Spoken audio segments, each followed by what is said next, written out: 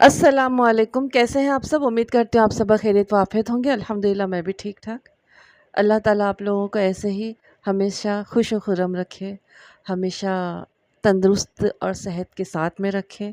आपकी तमाम तमन्नाओं का अल्लाह ताला पूरा करता रहे, आमीन सुम्मा आमीन। चलिए आ जाते हैं हमारी कहानी की तरफ, क्योंकि लाइक, सब्सक्राइब और कमेंट्स तो आप लोग कर ही दोगे, इसलिए बोलने की ज़रूरत ही नहीं है। तो कहानी का नाम है एक ख़त और एक खुशबू।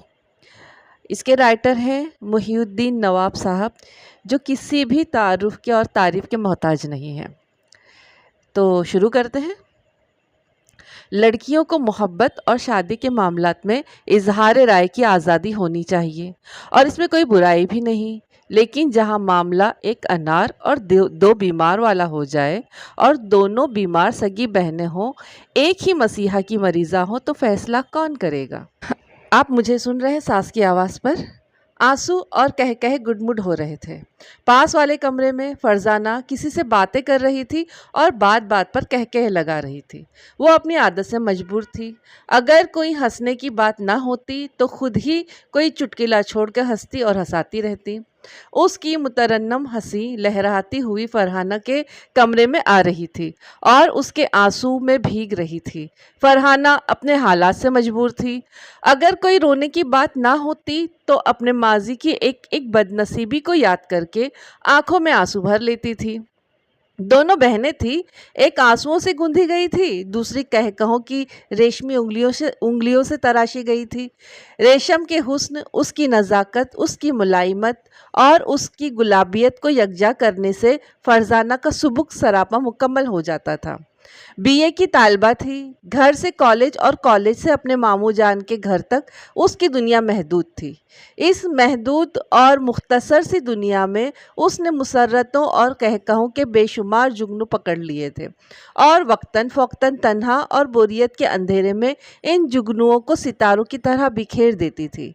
ज़हीन थी, समझदार थी। सितारों तक हाथ ना पहुँचे तो रोती नहीं थी, जुगनुओं से बहल जाती थी। फरहाना उसकी बड़ी बहन थी। सितारों तक उसका हाथ नहीं पहुंच रहा था, इसलिए रो रही थी।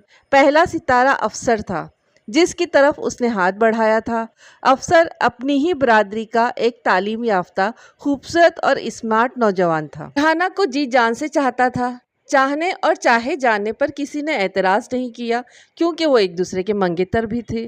फिर एक रोज़ अफसर के वालिदैन शादी की तारीख मुकर्रर करने आए। बात शुरू हुई, जह जहज़ तक जाकर पहुंच गई। वो दरवाजे में लगी सारी बातें सुन रही थी। उसे ये बात नागवार गुजरी के होने वाले सास ससुर बहू बनाने से पहले जहेज़ के नाम पर मोल तोल कर रहे थे। वो वहाँ से अपने कमरे में चली आई। जब उसके ससुराल वाले चले गए तो उसकी अम्मी ने उसे बुलाया और मिठाई की थाल की जानिब इशारा करते हुए कहा, आओ बेटी, इसे चख लो, तारीख मुकर्रर हो गई है। मिठाई दूर ही से जहर लग रही थी। वो चखने के बजाय बोली, वो जहेज़ क्या मांग रहे थे? उसके अब्बू ने हुक्के का कश लेकर धुआं छोड़ते हुए कहा, अरे बेटा, क्या मांगेंगे? जितना उन्होंने मांगा है हम उससे 2 गुना दे सकते हैं। आखिर पता तो चले, उसने अम्मी से पूछा। उसकी अम्मी ने पान की ग्लोरी बनाकर मुंह में डालते हुए कहा, 20 तोले सोना, sofa set, TV, radiogram, refrigerator, इसके अलावा अफसर मियाँ कृष्ण नगर वाली कोठी, एक कार और 50,000 नकद मांग रहे हैं। ये मुतालबात सुनकर वो हक्का बक्का माँ का मुंह तकती रह गई। उसे अपनी तौहीन का एहसास होने लगा। जिस अफसर पर वो इतना नाज करती थी, वो उसे अपनाने के बजाय उसकी अमारत को अपना रहा था। वो तनतनाती हुई वहाँ से ड्राइंग रूम में आई और अफसर की दुकान का फ़ोन नंबर डायल करने लगी। लाइन फ़ौरन ही मिल गई। दूसरी तरफ से बात करने वाला अफसर ही था। हेलो फरहाना, मुबारक हो, तारीख तय हो गई है। मुबारकबाद तो मुझे देना चाहिए कि तुम्हारे तीनों मुतालबात पूरे हो गए हैं। हाँ, अभी अम्मी ने तुम्हारे यहाँ से फ़ोन करके बताया था। तुम तो जानती हो, कोठी, कार और बैंक बैलेंस के बगैर आदमी की कदर नहीं होती। जानती हूँ, वो तिलमिलाकर बोली। तुम्हें अपनी हैसियत बनाने और भीख मांगने के लिए मेरा ही दरवाज़ा मिला था। क्या कह रही, होश में तो हो? होश में हूँ और अपनी गलती को समझ रही हूँ कि तुम जैसे खुदगर्ज इंसान को अपना सब कुछ समझ बैठी थी। बज़ाहिर तुम जितने खूबसूरत और स्मार्ट हो, अंदर बातिन से उतने ही बदसूरत और बेढंगे हो। मैं लानत भेजती हूँ तुम पर और तुम्हारे मुतालबात पर। जाओ किसी दूसरे दरवाजे पर सदा लगाओ। ये कहकर उसने रिसीवर क्रीडल पर पटक दिया। उसकी अम्मी और अब्बू दरवाजे में खड़े हैरानी से उसे देख रहे थे। फिर उसकी अम्मी ने गुस्से से पैर पटकते हुए कहा, और पढ़ा लो लड़कियों को। घर में तो टाएं टाएं बोलती थी, अब ससुराल वालों को भी भिखारी कह दिया। अरे क्या हम इतने गए गुजरे हैं कि उनके मुतालबात पूरे नहीं कर सकते? वो सोफे से उठते हुए बोली, अब्बू ने इसलिए तालीम दिलाई है कि हमें ठोकर खाने से पहले ही संभल जाने का सलीका आ जाए।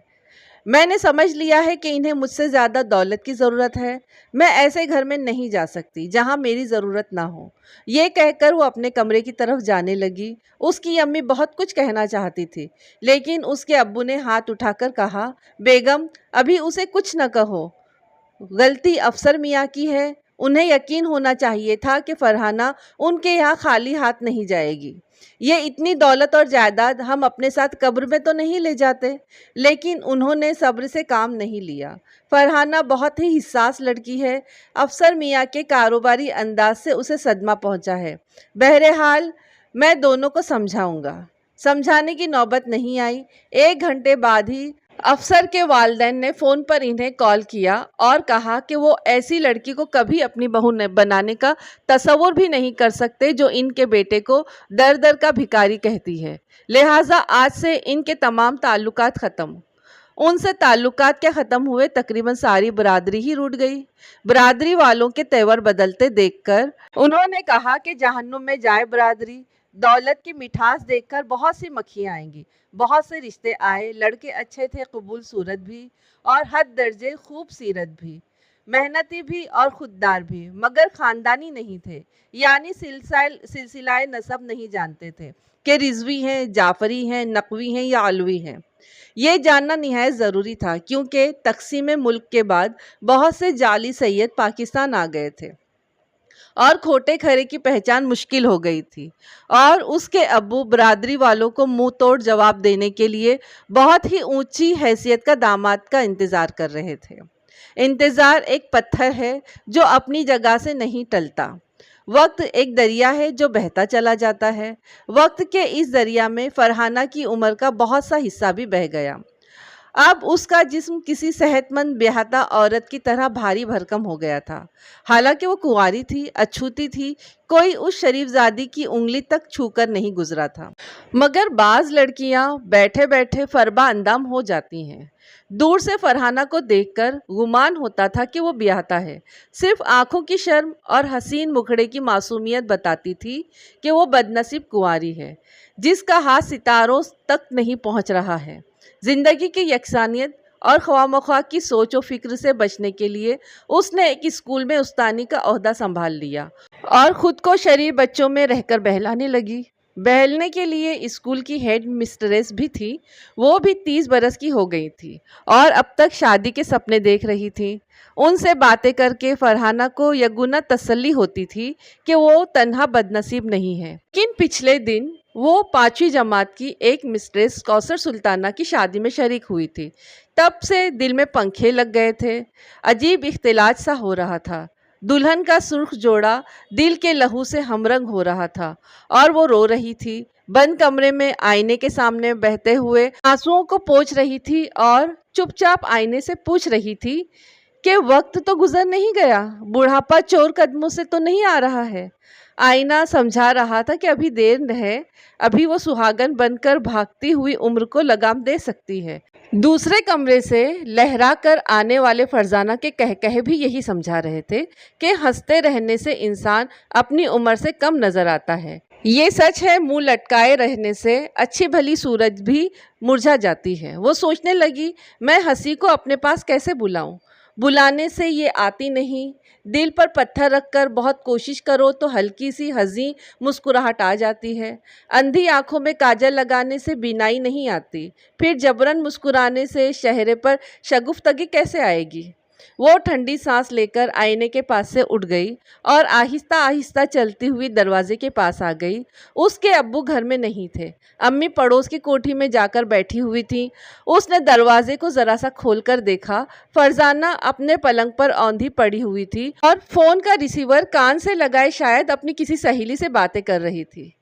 دیکھو، مجھ سے جھوٹ نہ کہو، کل میں کالج گئی تھی، مگر وہاں تمہاری تو پرچھائی بھی نظر نہیں آئی۔ اچھا اچھا، یہ سب جھوٹ ہے۔ میں گیٹ کے پاس 10 منٹ کھڑی انتظار کرتے رہی اور اوہو، قطع کلامی نہ کرو، مجھے بولنے دو۔ کیا سنوں؟ تمہارے فضول بہانے۔ کیا کہا؟ مس کھڑی تھی؟ کہاں؟ کالج کے برآمدے میں؟ اچھا، تو تم اس لیے چھپے ہوئے تھے، اسی لیے میرے سامنے نہیں آئے۔ فرزانہ کی باتیں سن کر فرحانہ تعجب سے اسے دیکھنے لگی۔ وہ سمجھ رہی تھی چھوٹی بہن کسی سہیلی سے باتیں کر رہی ہے، مگر وہاں تو اس کی گفتگو میں کوئی چھپا ہوا تھا۔ فون کے اس پار وہ کوئی نادیدہ ستارے کو چھو رہی تھی۔ ہاں، یہ عمر ایسی ہی ہوتی ہے، لڑکیاں کچھ سوچے سمجھے بغیر کسی ستارے کی طرف ہاتھ بڑھاتی ہیں، اسے چھونے کے بعد پتہ چلتا ہے وہ انگارہ تھا۔ فرحانہ تشویش سے بہن کو دیکھنے لگی۔ وہ کس سے باتیں کر رہی ہے؟ کون ہے وہ اجنبی؟ کہیں وہ میری طرح کسی کو سمجھنے میں غلطی تو نہیں کر رہی ہے؟ وہ کمرے میں آ گئی۔ فرزانہ اس وقت قہقہہ لگاتی ہوئی بستر پر لوٹ رہی تھی۔ اپنی باجی پر نظر پڑتے ہی اس کے ہاتھ سے ریسیور چھوٹتے چھوٹتے رہ گیا۔ وہ جلدی سے سنبھل کر ریسیور کے ماؤتھ پیس پر بولی، شاہینہ، میں پھر بات کروں گی، باجی آئی ہیں، وہ شاید فون پر کہیں باتیں کریں گی، خدا حافظ۔ اس نے جلدی سے ریسیور رکھ دیا اور اٹھ کر بیٹھ گئی۔ فرحانہ نے پوچھا، کون تھا؟ کس سے باتیں کر رہی تھی؟ جی وہ شاہینہ تھی۔ میں نے تمام باتیں سن لی ہیں۔ تم سمجھ رہی تھی کہ میں اپنے کمرے میں سو رہی ہوں؟ نہیں بیبی، کبھی دوپہر کو سونے کی عادت تھی، اب تو راتوں کو نیند بھی نہیں آتی۔ میں نہیں چاہتی کہ تمہیں بھی بے خوابی کا روگ لگ جائے۔ تم سمجھدار ہو، تمہیں میرے حالات کے پیش نظر کچھ سیکھنا چاہیے۔ اس عمر میں ہر لڑکی سطحی چمک کو دیکھتی ہے، انجام کار ان کا پسند کا سکہ کھوٹا نکلتا ہے۔ وہ لڑکا اتنا ہی اچھا ہے تو اس سے کہو کہ اپنے بزرگوں کو یہاں بھیجے، جو کام دستور کے مطابق ہوتا ہے اس میں بہتری ہوتی ہے۔ یہ نصیحت کر کے وہ کوئی جواب سنے بغیر اپنے کمرے میں واپس چلی گئی۔ فرزانہ چند لمحوں تک باجی کے کمرے کی جانب دیکھتی رہی، پھر اس نے سرہانے سے تکیے کو کھینچ کر اپنی گود میں رکھا۔ اس تکیے پر اس نے کہنیاں ٹکا دیں، اپنے ہتھیلیوں کے گلدان میں پھول سے مکھڑے کو سجا کر سوچنے لگی، کیا اس عمر میں ہر لڑکی غلطی کرتی ہے؟ نہیں، کوئی ضروری نہیں ہے کہ سبھی غلطی کرے، پھر بھی کہیں سے کوئی اچھی نصیحت ملے تو اس پر عمل ضرور کرنا چاہیے۔ میری باجی بہت اچھی ہیں، مگر نصیحت کرتے وقت یہ بھول گئیں کہ دستور کے مطابق پہلے ان کا رشتہ آئے گا، اور جب تک ان کا رشتہ کہیں سے نہیں آئے گا، امی اور ابو مجھے بیبی ہی کہتے رہیں گے۔ بیبی کہلائے جانے پر اسے بے اختیار ہنسی آ گئی، پھر اس نے فوراً ہی دونوں ہاتھوں سے منہ کو دبا لیا تاکہ باجی یہ نہ سمجھے کہ ان کی نصیحت کو کہکہوں میں اڑایا جا رہا ہے۔ آیا گیٹ پر کھڑی اسکول بس کے ڈرائیور کو بتا رہی تھی کہ آج اس سے اسکول میں ایک نیا ماسٹر آیا ہے۔ فرحانہ اسکول کے احاطے میں داخل ہو رہی تھی۔ آیا کی بات سن کر ذرا ٹھٹک گئی۔ اسکول کے اسٹاف میں کسی نئے فرد کا اضافہ ہو تو تجسس بڑھ جاتا ہے، خصوصاً ایسے موقع پر جب کسی عورت کی جگہ مرد کی تقرری ہو جائے۔ فرحانہ ایک لمحے کے لیے ٹھٹک گئی، پھر یہ سوچ کر آگے بڑھ گئی کہ ایک آیا سے کچھ پوچھنا مناسب نہیں ہے۔ سامنے لان میں مسز اکرم اپنی جماعت کے بچوں کو پی ٹی کرا رہی تھی۔ اس نے دور سے ہی فرحانہ کو دیکھ کر سلام داغ دیا۔ جب چھوٹے اپنے بڑوں کو سلام کرتے ہیں تو اچھا لگتا ہے، مگر آج تک یہ فیصلہ نہ ہو سکا تھا کہ فرحانہ اور مسز اکرم میں کون چھوٹی ہے اور کون بڑی۔ فرحانہ کہتی تھی کہ مسز اکرم اس سے عمر میں بڑی ہیں۔ کوئی بھی سننے والا یہی کہے گا کہ شادی شدہ عورت بڑی ہوتی ہے اور کنواری ہر حال میں کم عمر ہی سمجھی جاتی ہے۔ مسز اکرم کہتی تھی کہ سننے والے دھوکہ کھا سکتے ہیں، مگر دیکھنے والے یہی کہیں گے فرحانہ عمر میں بڑی ہے۔ فرحانہ اس بات پر چڑھتی تھی کہ مسز اکرم جیسی عورتیں شادی کے بعد بھی اپنی عمر کم کر جاتی ہیں اور انہیں فرحانہ جیسی لڑکیوں کی دل شکنی کا احساس بھی نہیں ہوتا۔ اور یہ تو مسز اکرم کی عادت سی ہو گئی تھی، روزانہ ایک ننھی سی بچی کی طرح فرحانہ کو سلام کرتی تھی۔ وہ سلام طنز کے تیر کی طرح لگتا تھا۔ بی بی فرحانہ، تم کنواری ہو مگر مجھ سے بوڑھی ہو۔ فرحانہ نے بے دلی سے سلام کا جواب دیا تو مسز اکرم نے صبح کی تازہ خبر سنائی۔ کوثر سلطانہ ہنی مون کے لیے مری گئی ہے۔ بھائی بڑی لکی ہے۔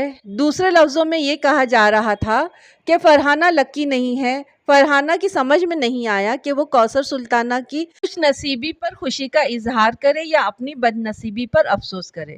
مسز اکرم نے دوسری خبر سنائی، کوثر کی جگہ ایک نیا ٹیچر رکھا گیا ہے، اچھا ہینڈسم ہے اور کنوارا بھی ہے۔ آخری الفاظ بڑے رازدارانہ انداز میں خصوصاً فرحانہ کے لیے کہے گئے تھے۔ وہ اندر سے سلگ گئی۔ کنوارا ہے تو ہوا کرے۔ یہ مسز اکرم کیا سمجھتی ہیں؟ کیا میں کنواروں کی تلاش میں رہتی ہوں؟ توبہ، کیسے پست خیالات ہیں اس کے، نہ جانے کیسے ٹیچر بن کر یہاں آ گئی۔ وہ مزید کچھ سنے بغیر وہاں سے آگے بڑھ گئی۔ ہیڈ مسٹریس قمر النساء بیگم برآمدے سے گزر رہی تھیں۔ فرحانہ کو دیکھ کر بڑی شفقت سے مسکرائیں اور قریب آ کر بولی، میں نئے ٹیچر کو چیک کرنے جا رہی ہوں۔ اچھا ہوا تم آ گئی، ذرا 8ویں جماعت میں چلی جاؤ، وہ کلاس لے رہا ہے، اسے چیک کرنے کے بعد مجھے رپورٹ دینا، میں تم لوگوں کی پے شیٹ تیار کر رہی ہوں۔ وہ اپنے آفس کی طرف جانے لگی۔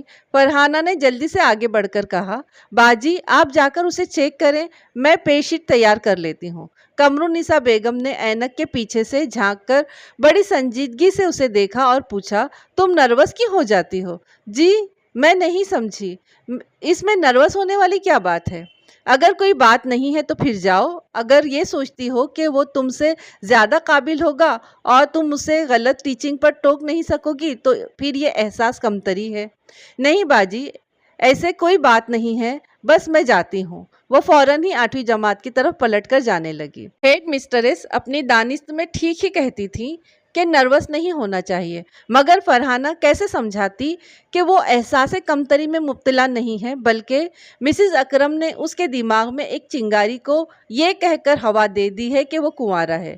ایمان کی بات یہ ہے کہ فرحانہ کو کسی ذات سے دلچسپی نہیں تھی، مگر انسان کی ایک نفسیاتی کمزوری ہوتی ہے۔ اگر کوئی اس سے کہے کہ فلاں پردے کی طرف نہ دیکھو تو اس کے دماغ میں کھلبلی سی ہونے لگتی ہے کہ آخر پردے کے پیچھے کیا ہے۔ وہ ضرور اسے چور نظروں سے دیکھے گا یا چور دماغ سے سوچے گا۔ بس اسی طرح فرحانہ کے دل میں ایک چور پیدا ہو گیا تھا۔ وہ 8ویں جماعت کی کھڑکی کے پاس آ کر دیکھنے لگی۔ نیا ٹیچر بڑی ایزی انگلش میں بچوں سے سوالات کر رہا تھا اور بڑی خندہ پیشانی سے جوابات بھی بتاتا جا رہا تھا۔ بقول مسز اکرم وہ ہینڈسم تھا، درمیانے قد کا ایک صحت مند نوجوان، جسے دیکھتے ہی فرحانہ نے بالکل غیر ارادی طور پر اس کی عمر کا حساب کیا۔ یہ محض اس کی عادت سی بن گئی تھی۔ دراصل وہ دوسروں کی عمر کا حساب کر کے خود کو وقت کے ترازو پر تولتی رہتی تھی۔ وہ اچھی طرح سے حساب نہ کر سکی یا پھر وقت نہیں تھا۔ پیریڈ ختم ہونے میں 15 منٹ باقی رہ گئے تھے۔ وہ پچھلے دروازے سے چپ چاپ کلاس میں داخل ہو گئی اور آخری بینچ پر ایک طالب علم کے پاس آ کر بیٹھ گئی۔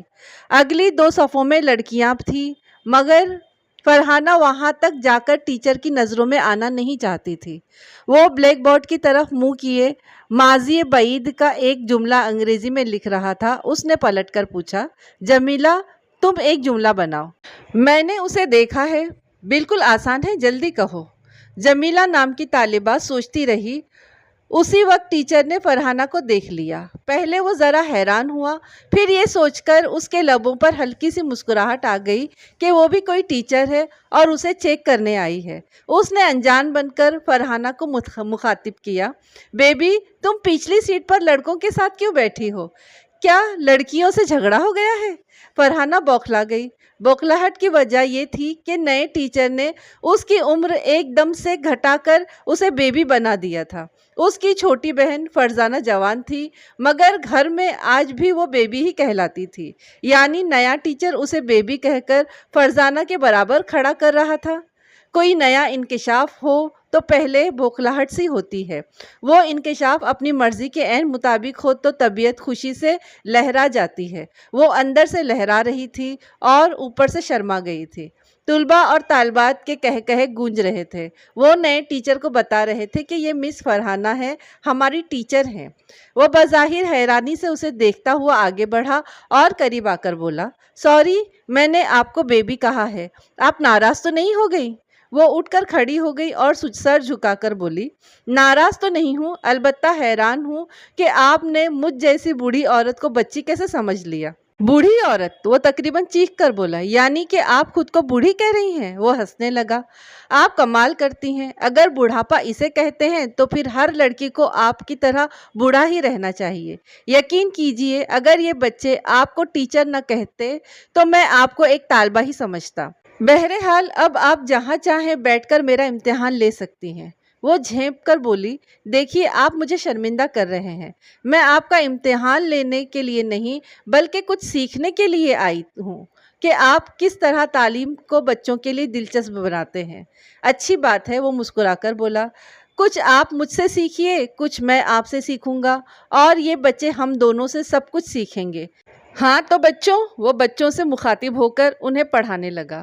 فرحانہ اس کی آواز سن رہی تھی مگر اس کے خیالات کو پر لگ گئے تھے۔ وہ 8ویں جماعت سے اڑتی ہوئی 8 برس کی بیبی تک پہنچی، وہاں سے اڑتی ہوئی 18 برس کی بیبی بن کر بیٹھ گئی۔ دونوں میں ایک ہی فکرہ رس گھول رہا تھا، اگر یہ بچے آپ کو ٹیچر نہ کہتے تو میں آپ کو ایک طالبہ ہی سمجھتا۔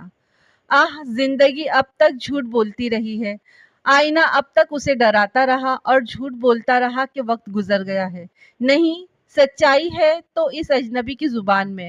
اس نئے ٹیچر کے آگے کوئی مصلحت نہیں تھی، کوئی لالچ نہیں تھا۔ وہ غیر جانبدار ہو کر اور اسے ایک طالبہ سمجھ کر ایک سچی بات کہہ گیا ہے۔ وہ زیادہ دیر تک وہاں نہ بیٹھ سکی، بار بار اس سچے اجنبی کی طرف نظریں اٹھ جاتی تھیں۔ اسے دیکھنا کوئی جرم نہیں تھا مگر دل خواہ مخواہ ایک مجرم کی طرح بدحواس ہو کر دھڑک رہا تھا۔ وہ وہاں سے اٹھ کر آفس میں چلی آئی۔ قمرالنساء بیگم اپنی میز کے سامنے بیٹھی پے شیٹ پر جھکی ہوئی حساب جوڑ رہی تھی۔ انہوں نے سر اٹھا کر پوچھا، کیسا ہے؟ فرحانہ کو یوں لگا جیسے وہ اس کی پسند پوچھ رہی ہوں کہ لڑکا کیسا ہے، تمہارے معیار کا ہے، تمہاری پسند کا ہے، تمہارے خوابوں سے چل کر یہاں تک پہنچا ہے تو بتا دو کیسا ہے۔ وہ ذرا جھجکتی ہوئی بولی، وہ بہت اچھے ہیں باجی، بڑی زندہ دلی سے ہنستے ہوئے بولتے ہوئے بچوں کو پڑھاتے ہیں۔ قمرالنساء بیگم نے مسکرا کر کہا، مجھے نہیں معلوم تھا تمہاری جیسی اداس رہنے والی لڑکی زندہ دلی کو سمجھتی ہے۔ میری دلی خواہش ہے فرحانہ کہ تم بھی ہنستی بولتی نظر آؤ۔ مجھے دیکھو، میری عمر 30 برس کو پہنچ رہی ہے مگر میں نے شادی نہیں کی۔ جب تک بھائی کو اعلیٰ تعلیم نہیں دلا دوں گی، سہاگ کا جوڑا نہیں پہنوں گی۔ کیا تم سمجھتی ہو میری آنکھوں میں خواب نہیں آتے؟ کوئی آئیڈیل میری سوچ کی خوبصورت فریم میں نہیں مسکراتا ہے؟ مسکراتا ہے، ضرور مسکراتا ہے، مگر کیا کیا جائے، ایک بہن کی شادی کر چکی ہوں، بھائی کی تعلیم مکمل ہونے کے لیے 2 سال رہ گئے ہیں۔ بعض اوقات عورت اپنے سہاگ کا جوڑا جلا کر دوسروں کی راہیں روشن کرتی ہے اور اپنے ارمانوں کی لاش پر کھڑے ہو کر مسکراتی رہتی ہے۔ میں بھی مسکراتی ہوں، تم نے دیکھا ہے کہ میں بھی ہمیشہ مسکراتی رہتی ہوں اور چاہتی ہوں کہ تم بھی مسکراتی رہو۔ تمہاری راہ میں زیادہ مسائل نہیں ہیں، آج نہیں تو کل، کل نہیں تو پرسوں تمہیں اپنی زندگی کا ساتھی ضرور ملے گا، لہٰذا تمہیں ہنستے مسکراتے رہنا چاہیے۔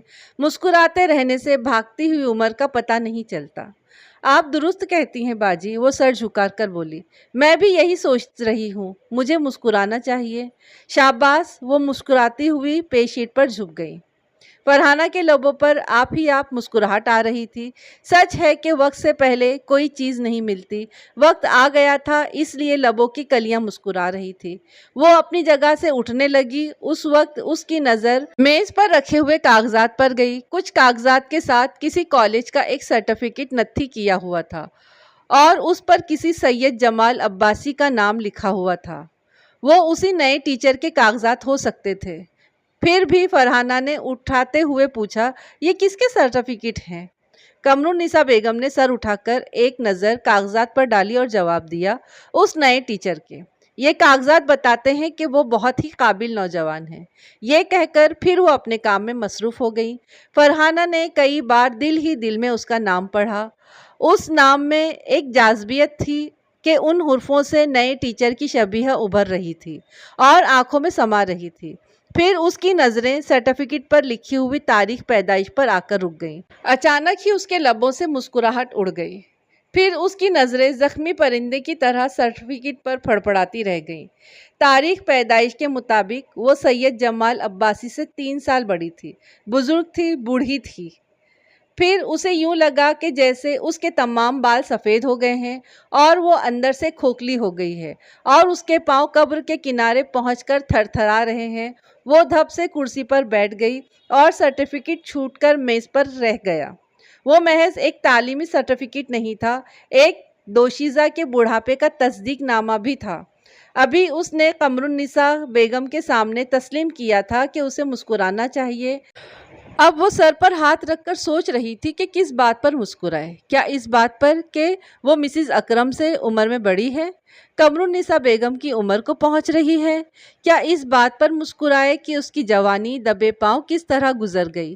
پتہ ہی نہیں چلا۔ اس کی زندگی میں جو بھی آتا ہے اس سے کم عمر ہوتا ہے۔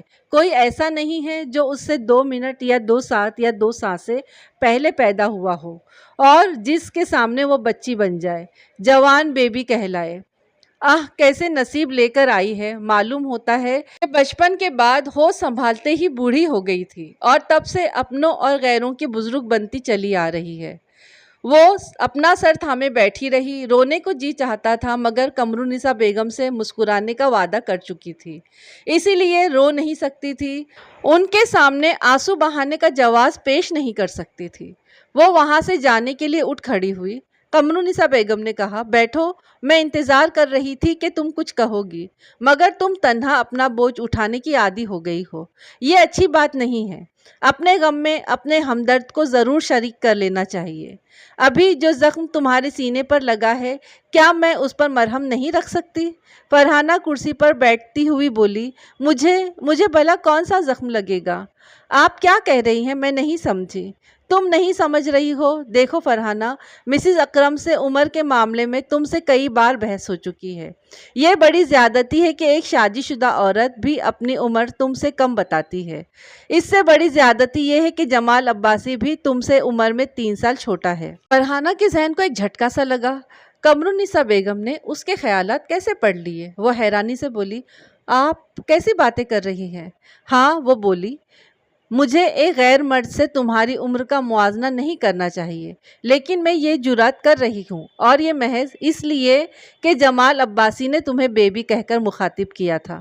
وہ چونک کر ہیڈ مسٹریس کو دیکھنے لگی۔ وہ کہہ رہی تھی، اس وقت میں کلاس کے باہر کھڑی ہوئی تم دونوں کی باتیں سن رہی تھی۔ جمال عباسی کی باتوں سے صاف ظاہر ہو رہا تھا کہ وہ تمہیں اپنے سے کم عمر سمجھتا ہے۔ اسے ایسا سمجھنے دو فرحانہ۔ باجی، اس نے کچھ کہنا چاہا۔ قمر النساء بیگم نے ہاتھ اٹھا کر کہا، ٹھہرو، ابھی کوئی اعتراض پیش نہ کرو، پہلے میری باتوں کو غور سے سن لو۔ دیکھو، ہم عورتوں کو اسی دنیا سے کوئی ساتھی ملتا ہے، اسی دنیا سے اور اپنے ماحول سے کسی جیون ساتھی کے ملنے کی توقع ہو تو ہم تہذیب کے دائرے میں رہ کر ایک دوسرے کو اچھی طرح سمجھ کر سہاگ کی منزل تک پہنچ سکتے ہیں۔ کسی کو سمجھنے اور اپنے مستقبل کے لیے سوچنے کا حق ہر عورت کو ہے۔ مگر باجی، وہ کچھ کہتے کہتے ہچکچانے لگی، تم شاید یہ کہنا چاہتی ہو کہ تم عمر میں اس سے بڑی ہو، بوڑھی تو نہیں ہو گئی ہو؟ پھر یہ کہ جمال عباسی کی نظریں تمہیں ایک طالبہ کی طرح کم عمر سمجھتی ہیں، تو پھر تم اس مسئلے پر کیوں سوچتی ہو؟ عورت کی عمر کا فیصلہ صرف مرد کی نگاہیں کرتی ہیں اور یہ فیصلہ ہو چکا ہے۔ اس سے زیادہ میں کچھ نہیں کہنا چاہتی۔ تم سمجھدار ہو، جاؤ میری باتوں پر غور کرو۔ یہ کہہ کر وہ اپنے کام میں مصروف ہو گئی۔ فرحانہ سر جھکا کر اپنی جگہ سے اٹھی اور بچوں کو پڑھانے کے لیے اپنی جماعت کی طرف جانے لگی۔ دوسرے دن جمال سے اس کا سامنا ہوا۔ اس نے مسکرا کر کہا، مس فرحانہ، آپ کا بہت بہت شکریہ۔ آپ نے ہیڈ مسٹریس کے سامنے میری اتنی تعریفیں کی کہ وہ مجھے مستقلاً یہاں ٹیچر رکھنا چاہتی ہیں۔ فرحانہ نے اتنی زیادہ تعریفیں نہیں کی تھی، مگر وہ سمجھ گئی تھی کہ قمر النساء بیگم اپنے طور پر یہ باتیں بنا کر جمال کو متاثر کر چکی ہیں کہ وہ ملازمت کے سلسلے میں فرحانہ کا احسان مند رہے۔ فرحانہ نے کہا، آپ میری تعریفوں سے نہیں بلکہ اپنی صلاحیتوں سے پہچانے گئے ہیں۔ پھر بھی سفارش تگڑی ہو تو کام بنتا ہے، ورنہ ڈگریاں اور صلاحیتیں فٹ پاتھ پر پالش کراتی رہ جاتی ہیں۔ بہرحال آپ کی زبان میٹھی ہے، اسی خوشی میں آج تمام اسٹاف کو مٹھائی کھلاؤں گا، یعنی وہ مٹھائی آپ کے طفیل سے آئے گی۔ اس وقت پہلے پیریڈ کی گھنٹی بج گئی۔ وہ اجازت لے کر اپنی کلاس کی طرف چلا گیا۔ فرحانہ بھی اپنی جماعت کی طرف چلی تو اس کے پاؤں زمین پر نہیں پڑ رہے تھے۔ نہ جانے کتنی صدیوں بعد کسی نے اس کی تعریف کی تھی، اس کی زبان کی مٹھاس کو سمجھا تھا۔ وہ ہوا میں اڑی جا رہی تھی۔ خیالوں کے جنگل میں ناچتے ہوئے مور کو کبھی اپنے بھدے پاؤں نظر آتے ہیں تو وہ ٹھٹک جاتا ہے، اسی طرح فرحانہ بھی بعض اوقات اپنی عمر کو سوچ کر ٹھٹک جاتی تھی۔ خود کو سمجھاتی تھی کہ عمر کو ایک مسئلہ بنا کر اس پر کڑنا نہیں چاہیے۔ ان کے درمیان صرف 3 سال کا فاصلہ ہے اور یہ کوئی زیادہ فاصلہ نہیں ہے۔ چاہنے والے اس سے بھی زیادہ فاصلہ طے کر کے اپنی پسند کی شریک حیات بنا لیتے ہیں۔ دن گزرنے لگے، باتیں ہونے لگی، ملاقاتیں بڑھنے لگی، کلاس میں، اسٹاف روم میں اور کبھی ہیڈ مسٹریس کے دفتر میں۔ وہ ہمیشہ سنجیدہ موضوعات پر گفتگو کرتے رہے۔ باتوں میں مٹھاس ہوتی تھی، وہ کہہ بھی لگاتے تھے، ایک دوسرے کی تعریفیں بھی کرتے تھے، مگر وہ نازک سا موقع نہیں آیا جب دل کے بھیج زبان پر آ جاتے ہیں۔ آنکھوں میں حجاب رہتا ہے، مگر اظہار محبت کے لیے حجاب کا پردہ اٹھ جاتا ہے۔ پھر ایک روز چھانگا مانگا میں پکنک منائی جا رہی تھی۔ اسکول کے بچے ادھر ادھر دوڑ رہے تھے۔ 2 استانیاں کچھ پکوان تیار کر رہی تھی اور ایک ٹیچر ہیڈ مسٹریس کے ساتھ ملائم گھاس پر بیٹھا باتیں کر رہا تھا۔ فرحانہ نے کھانے کی پلیٹ کرینہ سے رکھ کر دور دور تک نظریں دوڑائی۔ اسے جمال نظر نہیں آیا۔ وہ اٹھ کر اسے تلاش کرنے کے لیے ایک طرف جانے لگی۔ چھانگا مانگا کی ہریالی اور شادابی مرجھائے دلوں میں بھی تازگی بھر دیتی ہے۔ فرحانہ کے دل و دماغ میں بھی تازگی تھی۔ جمال کی تلاش میں بھٹکتے ہوئے اسے ایسی خوشی حاصل ہو رہی تھی جیسے وہ اب تب میں اپنی منزل تک پہنچنے ہی والی ہو۔ وہ منزل تک پہنچ گئی۔ ایک جھاڑی کے پیچھے جمال کی آواز سنائی دی تھی۔ پھر مسز اکرم کی ہنسی سنائی دی۔ وہ ٹھٹک کر سننے لگی۔ مسز اکرم ہنسنے کے بعد کہہ رہی تھی، جمال صاحب، آپ کی باتوں سے پتہ چلتا ہے کہ آپ فرحانہ کو ایک کمسن لڑکی سمجھ رہے ہیں۔ بائی گاڈ، وہ تو مجھ سے بھی عمر میں بڑی ہے۔ یقین نہ ہو تو آپ کو کسی دن اسکول کی فائل سے اس کی سرٹیفکیٹ کی نقل نکال کر دکھا دوں گی۔ اس میں لکھی ہوئی تاریخ پیدائش کے مطابق اس کے 29 برس پورے ہو گئے ہیں، اب 30واں چل رہا ہے۔ فرحانہ غم و غصے سے تھر تھر کانپ رہی تھی۔ اس کے جی میں آ رہا تھا کہ ابھی جا کر مسز اکرم کی بوٹیاں نوچنا شروع کر دے یا پھر چیخ کر رونے لگے۔ رونے کی یاد آئی تو آنکھوں میں آنسو آ گئے۔ پھر جمال کی آواز سنائی دی۔ وہ ہنستے ہوئے کہہ رہا تھا، مسز اکرم، میں کسی کا سرٹیفکیٹ دیکھ کر کیا کروں جبکہ میں خود ایک چور ہوں؟ کیا مطلب؟ مسز اکرم کی آواز میں حیرانی تھی۔ مطلب یہ کہ میں 22 برس کا تھا، اس وقت پہلی جماعت میں داخل ہوا تھا۔ میرے والدین نہیں چاہتے تھے کہ میں 22 برس کی عمر میں میٹرک پاس کروں، لہٰذا انہوں نے اسکول میں میری عمر 8 سال لکھائی تھی۔ وہی تاریخ پیدائش کالج کے سرٹیفکیٹ پر بھی چلی آئی۔ اصل عمر کا حساب کیا جائے تو مس فرحانہ مجھ سے 1 سال چھوٹی ہیں۔ یک بیک آنسوؤں کا مزاج بدل گیا۔ فرحانہ کی آنکھوں میں وہ موتی بن کر چمکنے اور مسکرانے لگے۔ وہ خوشی سے پاگل ہوئی جا رہی تھی۔ عمر کا جو کانٹا برسوں سے دماغ میں چبھا ہوا تھا، اسے جمال نے نکال پھینکا تھا۔ وہ سن رہی تھی۔ وہ کہہ رہا تھا، مسز اکرم، ایک راز کی بات بتاؤں؟ بتائیے۔ بات یہ ہے کہ ایک کنواری عورت اگر بے داغ ہے اور خوبصورت ہے تو وہ کبھی بوڑھی نہیں ہوتی۔ وقت ضرور گزر جاتا ہے مگر اس کی پاکیزگی 16ویں برس کی طرح ہی نوی نویلی رہتی ہے۔ میری دعا ہے کہ مس فرحانہ کو ایسا جیون ساتھی ملے، ایسا خوبرو، ایسا حسین، ایسا ٹوٹ کر محبت کرنے والا، جسے پا کر وہ برسوں کے انتظار کی تھکن کو ایک سپنا سمجھ کر بھول جائے۔ آپ بھی میرے ساتھ آمین کہیے۔ اوہ، مسز اکرم نے بیزاری سے کہا، چلیے، بھوک لگ رہی ہے، وہ لوگ ہمیں تلاش کر رہے ہوں گے۔ وہ دونوں جھاڑی کی طرف سے گزرنے لگے۔ فرحانہ دوسری طرف چھپ گئی۔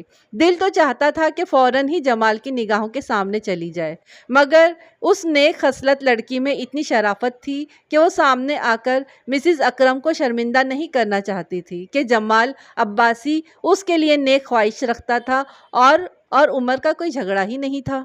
دکھ بیماریاں پوچھ کر نہیں آتی، بس اچانک ہی حملہ کر دیتے ہیں۔ फरहाना भी अचानक ही बीमारी में मुब्तला हो गई थी। अक्सर यूँ भी देखा जाता है कि बहुत सी खुशियाँ बैक वक्त समा जाती हैं दिल में। ऐसी अनजानी और गैर मुतवक्का खुशियाँ औरत से बर्दाश्त नहीं होती। किसी से इजहार भी नहीं किया जाता और चुप भी नहीं रहा जाता। न इस करवट चैन आता है न उस करवट चैन मिलता है। इसी तरह करवटें बदलते बदलते मुसर्रतों की हरारत से बदन तपने लगता है। फरहाना उस तपिश में मुब्तला थी जिसे उर्फ़ आम में बुखार समझा जा रहा था।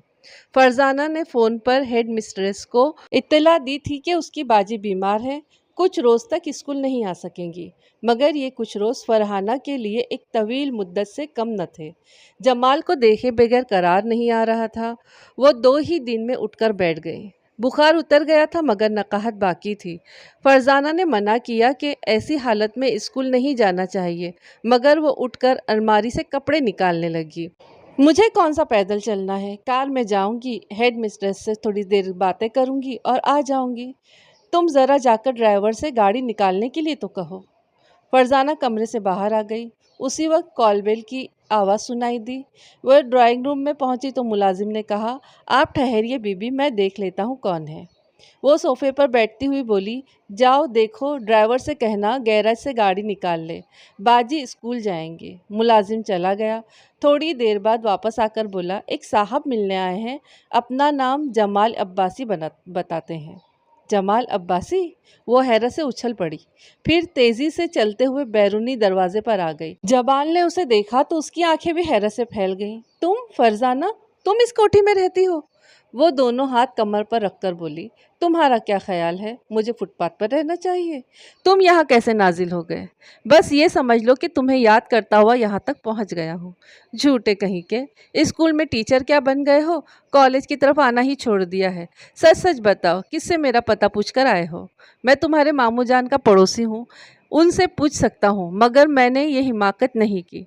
तुमने फ़ोन करने से ही मना कर दिया था कि तुम्हारी कोई बाजी मोहब्बत के ख़िलाफ़ लेक्चर देती हैं और तुम्हें समझाती हैं कि तुम्हारी उम्र की लड़कियां मोहब्बत में धोखा खा जाती हैं, यानी मुझ जैसा जवान तुम्हारे लिए खोटा सिक्का साबित हो सकता है। अब तुम ही बताओ, खोटा सिक्का कहाँ जाता?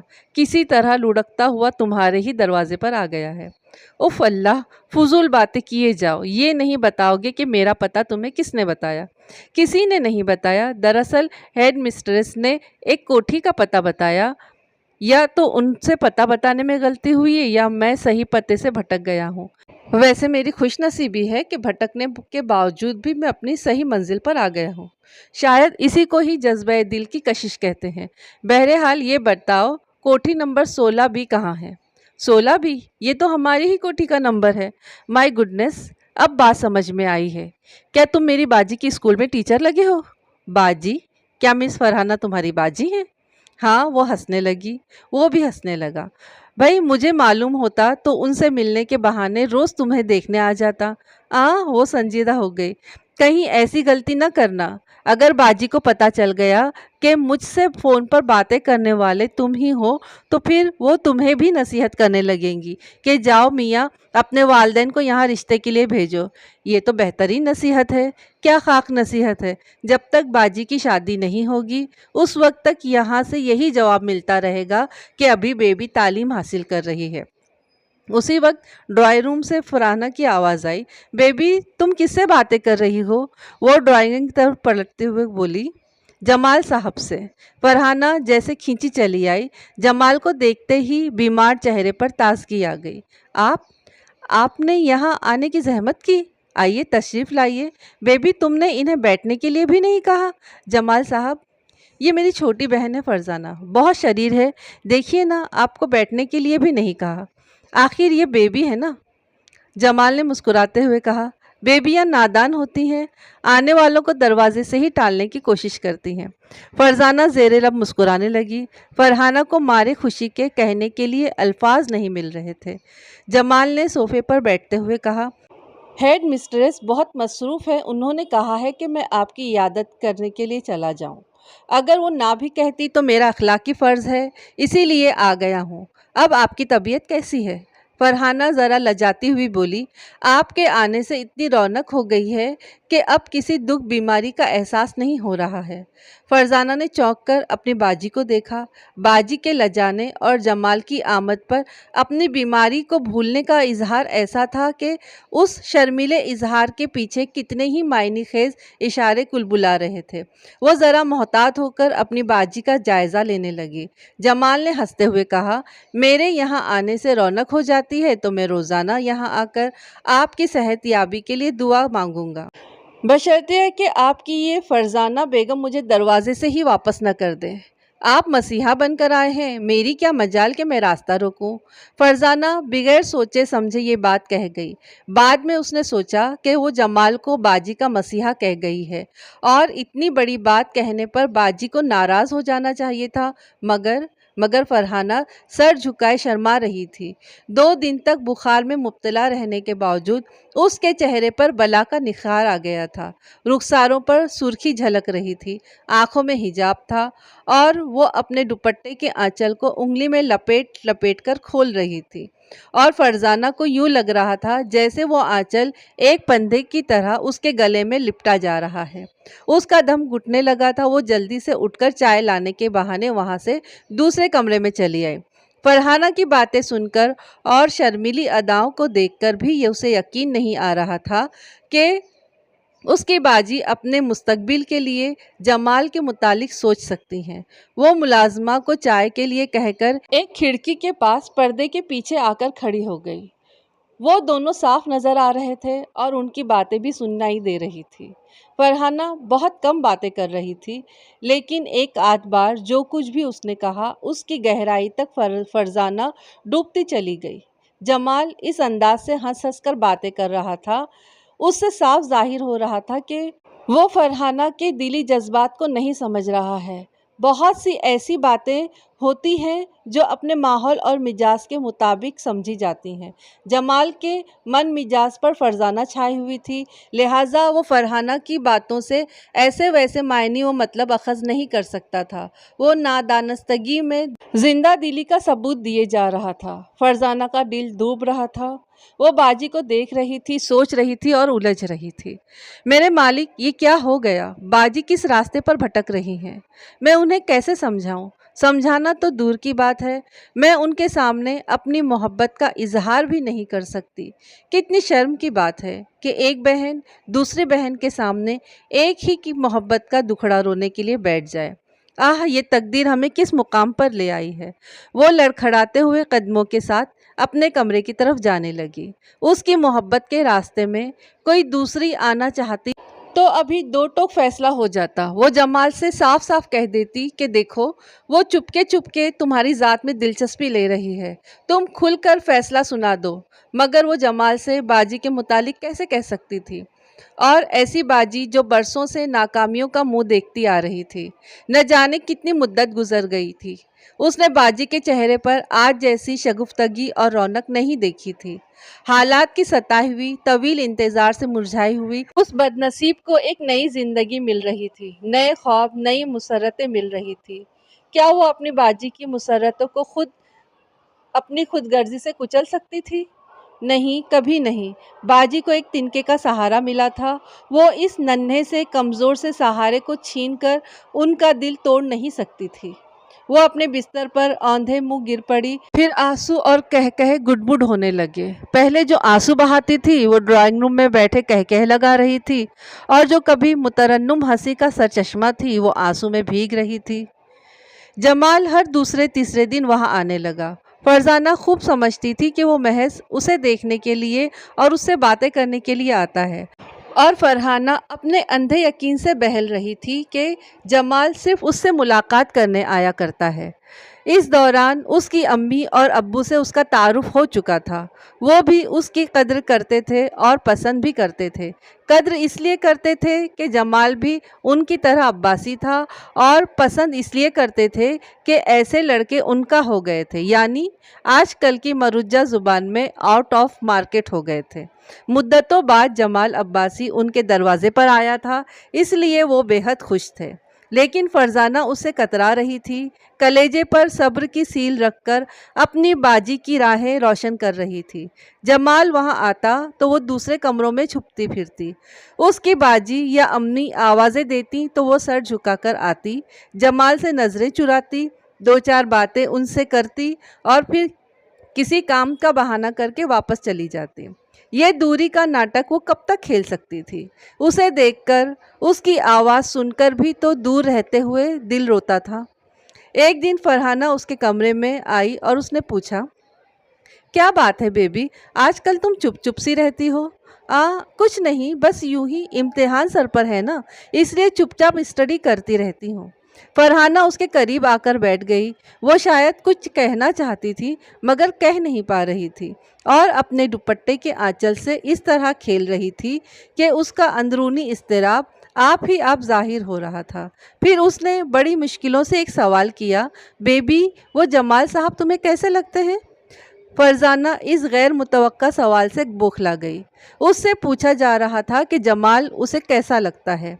अरे उसका वजूद, उसका ज़र्रा ज़र्रा कहता था कि उस जैसा कोई नहीं। वही है, सिर्फ वही, जो हर सांस के साथ दिल की धड़कनों तक पहुंचता है। वो ना होता तो मोहब्बत का लफ्ज़ मायने से महरूम हो जाता।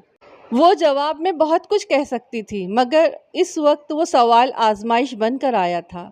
उसके जवाब पर एक बहन के मुस्तकबिल का इन्हिसार था। वो हौले से लहजे में थरथराते हुए बोली, वो तो मुझे ज़रा भी अच्छे नहीं लगते। ये कहकर वो जल्दी से खुली हुई किताब पर झुक गई ताकि चेहरा उसकी झूठ का जाहिर न कर सके। फरहाना कुछ हैरानी से और कुछ नाराज़गी से बोली, क्या कह रही हो? वो क्यों अच्छे नहीं लगते? क्या बुराई देखी है तुमने? पता नहीं तुम्हें उनसे क्या दुश्मनी है? वो आते ही तुम इधर उधर का रुख करती हो। सच सच बताओ बेबी, अगर तुमने उनमें कोई बड़ी खराबी देखी है तो मुझसे ना छुपाओ। दूध का जला छाछ भी फूंक फूंक कर पीता है। मैं सोच समझ कर आगे बढ़ना चाहती हूँ, तुमने मुझे डरा दिया है। वो किताब से नज़रें उठाते हुए बोली, आप ख्वामख्वाह डर रही हैं। मैंने ये तो नहीं कहा कि उनमें कोई ऐब है। मैंने तो सिर्फ अच्छे लगने या ना लगने की बात कही है। आप अपनों या गैरों से पूछती फिरेंगी तो एक जवाब दूसरे से मुख्तलिफ होगा। ज़िंदगी के इस मसले में अपनी पसंद को मुक़द्दम रखना चाहिए। पुरानी कहावत है कि जिसे अपनी नज़र अच्छा कहती है वही दुनिया का हसीन तरीन इंतखाब होता है। अरे तुम तो बड़ी फ़लसफ़ियाना बातें कर रही हो मगर अच्छी बातें कर रही हो। ये दुरुस्त है, अपनी पसंद को मुक़द्दम रखना चाहिए। आगे नसीब में क्या लिखा है ये कोई नहीं जानता। हाँ बाजी, आगे क्या लिखा है कोई नहीं जानता। वैसे ये आप तो जानती होंगी कि जमाल साहब अपने दिमाग में आपके लिए क्या लिख रहे हैं। फरहाना सर झुकाकर थोड़ी देर सोचती रही, फिर बोली, वो जितने जिंदा दिल हैं उतने संजीदा भी हैं। वो किसी फिल्मों हीरो की तरह बेबाकी से अपने जज्बात का इजहार नहीं करते। मुझे भी ये छिछोरापन पसंद नहीं, अच्छा नहीं लगता है ना। उन्हें समझने के लिए ज़हानत की ज़रूरत है। सो मैं समझ रही हूँ और ये बात मोटी अक्ल से भी समझ में आ जाती है कि वो बार बार मुझसे मिलने आते हैं। यहाँ किसी और से तो रिश्तेदारी नहीं है ना उनकी, ये तो तुम भी समझती हो। हाँ समझती हूँ मैं भी। क्या बात है, तुम मेरी बातों में दिलचस्पी नहीं ले रही हो? ओह सॉरी, मैं भूल गई थी कि तुम इम्तिहान की तैयारी कर रही हो। उसने अपनी बाजी के हाथ पर हाथ रखकर जबरन मुस्कुराते हुए कहा, मुझे आपके मुस्तकबिल से पूरी दिलचस्पी है मगर आपने ज़िंदगी में बड़े ज़ख्म खाए हैं। इस घर में आपके लिए कितने ही ख्वाब आए मगर ताबीर एक की भी ना आई। मैं आपके पिछले दुखों से डरती हूँ। मैं उस वक्त तक खुशी का इजहार नहीं कर सकती जब तक जमाल साहब यहाँ आपका रिश्ता मांगने नहीं आएंगे। इतनी तवील खामोशी अच्छी नहीं होती बाजी। उन्हें दस्तूर के मुताबिक अम्मी और अब्बू के सामने बात छेड़नी चाहिए। फरहाना एक गहरी सांस लेकर बोली, तुम ठीक कहती हो। तुम बहुत अच्छी हो, बहुत समझदार हो। मैं भी अजीब हूँ, फिर ख्वाबों और ख़यालों से बहलने लगी हूँ। मैं कल स्कूल जाऊँगी तो बाजी से बात करूँगी। एक वही है जो इस बात को आगे बढ़ा सकती हैं। वो अपनी जगह से उठ गई और कुछ दिल बर्दाश्ता होकर कमरे से चली गई। दूसरी सुबह फरजाना कॉलेज के गेट पर पहुंची तो जमाल उसका इंतज़ार कर रहा था। ड्राइवर ने उसके हाथ के इशारे पर कार रोक दी। उसने पिछली सीट का दरवाज़ा खोलकर कहा, आओ। میں تم سے بہت ضروری بات کرنا چاہتا ہوں۔ وہ ہچکچاتی ہوئی بولی، کالج کا وقت ہو گیا ہے، شام کو گھر آؤ گے تو وہیں باتیں ہوں گی۔ اس نے سخت لہجے میں کہا، اب میں تمہارے گھر میں کبھی نہیں آؤں گا، کبھی اس جگہ نہیں جاؤں گا جہاں تمہاری آنکھیں میرا انتظار نہ کرتی ہوں گی۔ اتنی دیوانگی تھی اس کی باتوں میں، وہ موم کی طرح پگھل گئی، کبھی موم کبھی پتھر۔ باجی کی یاد آتے ہی اس کا سر جھک گیا۔ وہ ہولے سے بولی، جمال میں بہت پریشان ہوں، میرا راستہ نہ روکو۔ میں بھی بہت پریشان ہوں۔ وہ پچھلی سیٹ پر آ کر اس کے برابر بیٹھ گیا اور دروازہ بند کرتے ہوئے وہ ڈرائیور سے بولا، مال روڈ کی طرف چلو۔ کار بیک ہو کر مال روڈ کی طرف جانے لگی۔ وہ دونوں خاموش تھے۔ فرزانہ کے لیے کترا کر نکل جانے کا کوئی راستہ نہ تھا اور جمال ڈرائیور کی موجودگی میں کچھ کہنا نہیں چاہتا تھا۔ ہوٹل شیزان کے سامنے کار رکوا کر وہ دونوں باہر آئے، پھر اسی طرح خاموشی سے چلتے ہوئے ہوٹل کے ایک کیبن میں آ کر بیٹھ گئے۔ جمال نے ٹھنڈی بوتلوں کا آرڈر دینے کے بعد کہا، فرزانہ، میں تمہاری باجی کی بہت عزت کرتا ہوں۔ ہیڈ مسٹریس نے ان کی پچھلی زندگی کے متعلق بہت کچھ بتا دیا ہے۔ پھر ان کے چہرے سے بھی ظاہر ہوتا ہے کہ وہ بہت دکھی ہیں۔ وہ عمر کی ایسی منزل پر پہنچ گئی ہیں کہ اب ان کی شادی ہو جانی چاہیے، اور وہ اتنی اچھی ہیں کہ کوئی بھی شریف انسان بخوشی اپنی شریک حیات بنا لے گا۔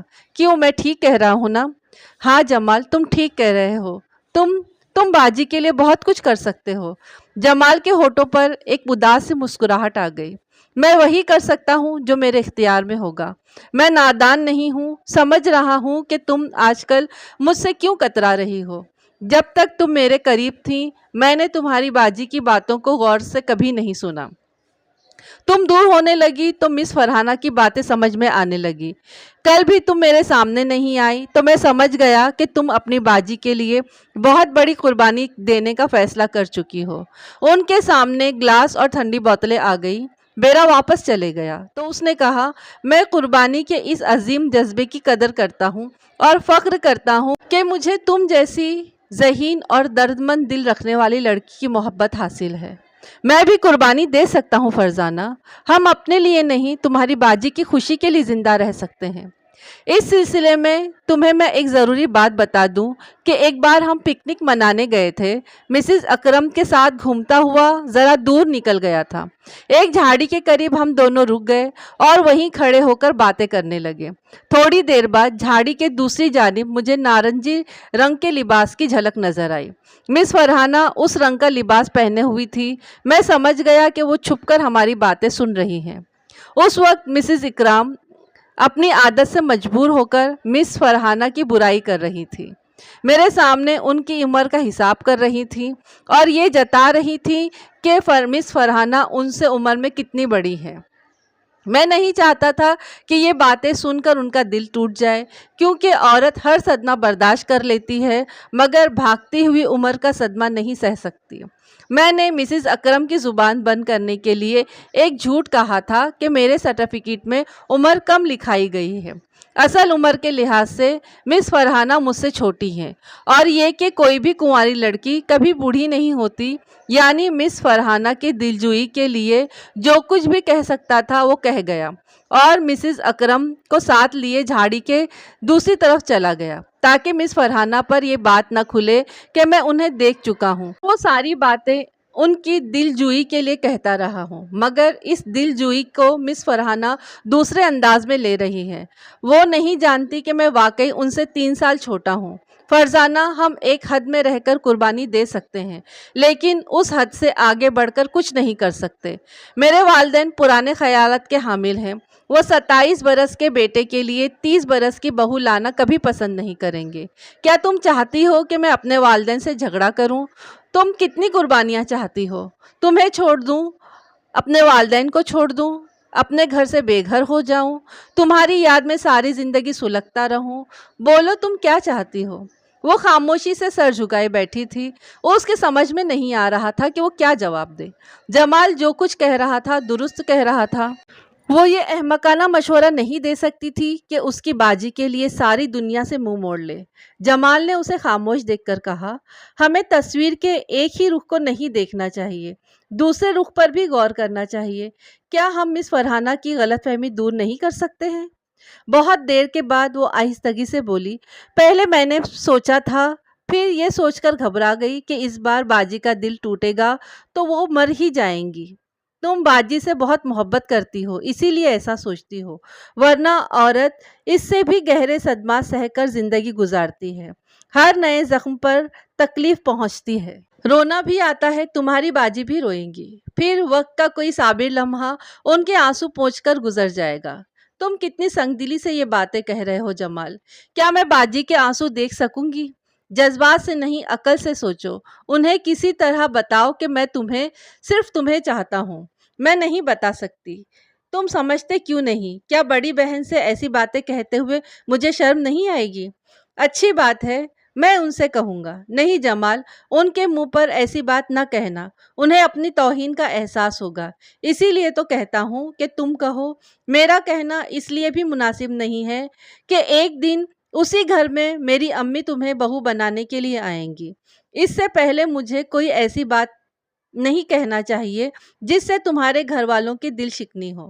میرا خیال ہے کہ تم انہیں خط لکھو اور اس میں پوری تفصیل بیان کر دو کہ ہم 2 سال سے ایک دوسرے کو جانتے ہیں اور بہت پہلے سے ہی ایک ساتھ زندگی گزارنے کا عہد کر چکے ہیں۔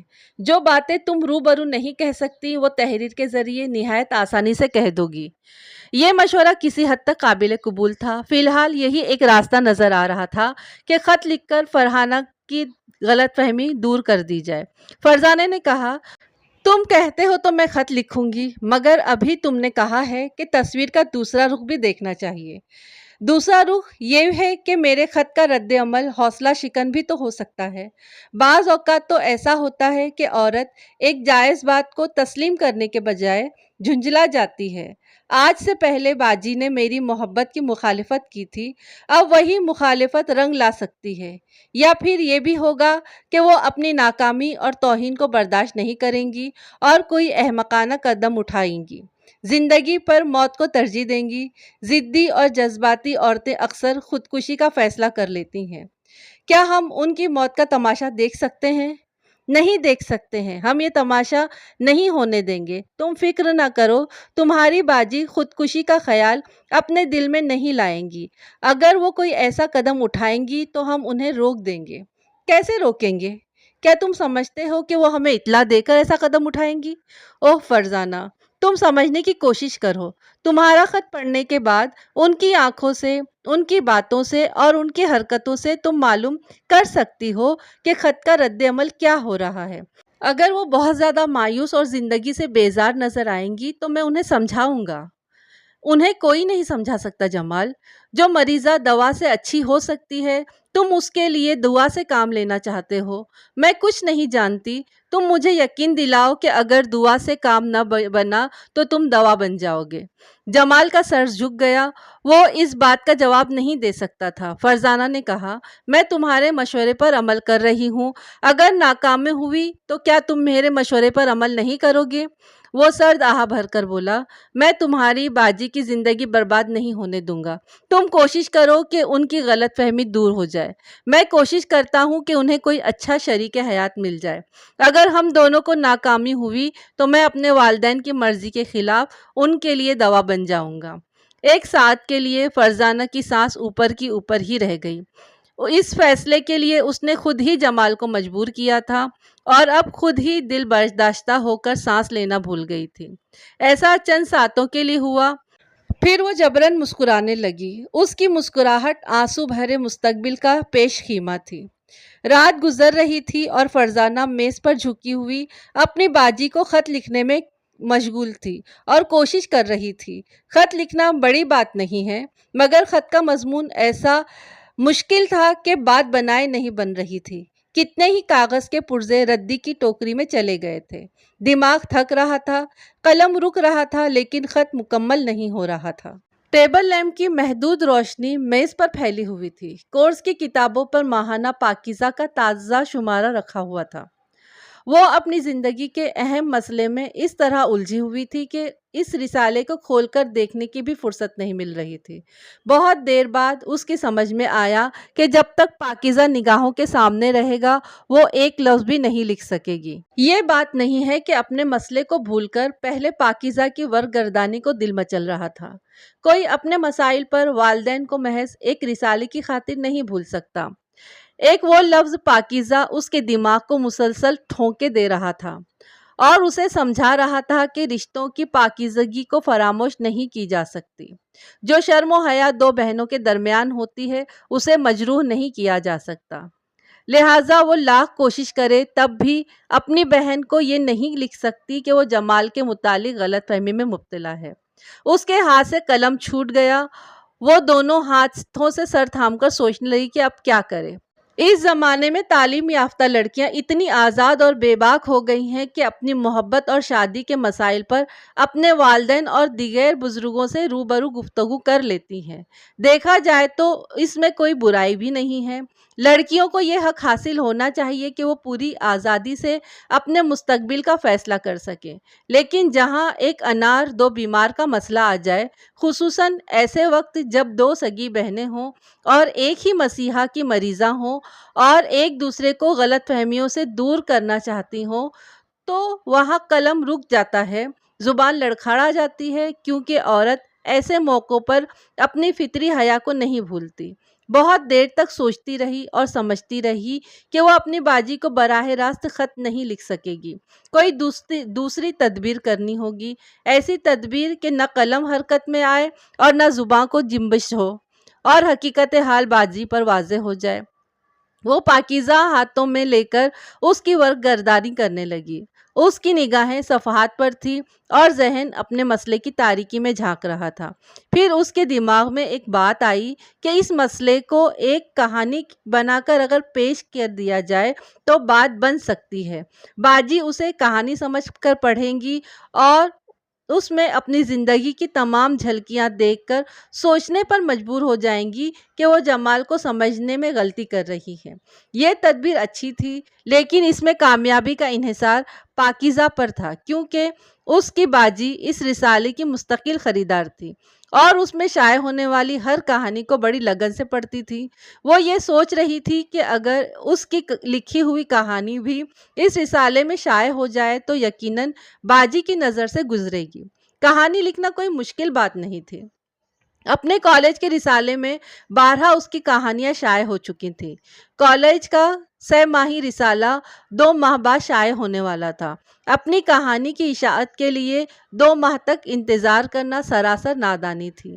ایک پاکیزہ کے ذریعے وہ اپنی باجی کو سوچنے سمجھنے اور دانشمندانہ فیصلے پر مجبور کر سکتی تھی۔ یہ سوچ کر وہ لکھنے بیٹھ گئی، اس امید پر کہ اس رسالے میں نئی لکھنے والیوں کے نام بھی نظر آتے ہیں، لہٰذا اس کی بھی حوصلہ افزائی کی جائے گی۔ کہانی کا آغاز مشکل نہ تھا، انجام تک پہنچنا بھی آسان تھا، کیونکہ وہ خود اس کی کہانی کے واقعات سے گزرتی آئی تھی۔